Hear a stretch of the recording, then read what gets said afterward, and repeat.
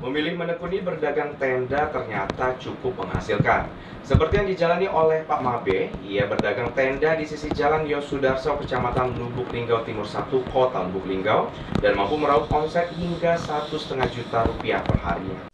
Menjadi pengusaha beraneka ragam macamnya, seperti yang ditekuni oleh Pak Mabe dengan berdagang tenda, hammock, dan ayunan bisa meraup omset hingga Rp1.500.000 per harinya.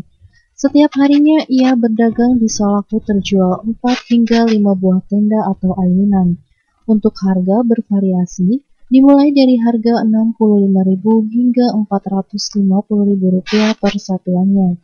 Pedagang tenda Pak Mabe mengatakan, inspirasi berjualan ini karena banyaknya para wisatawan yang berminat untuk camping, bahkan dari kalangan anak-anak. Kembali dirinya mengatakan, harapan kedepannya semoga ekonomi sekarang ini bisa terus lancar, karena dengan begitu penghasilan para pedagang pun akan meningkat. Kalau inspirasinya kan banyak dulu dari wisata-wisata kan bawa hammock gitu kan buat camping-camping anak-anak gitu. Baru disitu ada inspirasi jualan kayak gini. Kedepannya ya semoga aja ekonominya di sini lancar gitu kan. Kalau ekonominya lancar mungkin para pedagang juga ya lumayan penghasilannya meningkat. Ayu Fitriani, Selampari TV, melaporkan.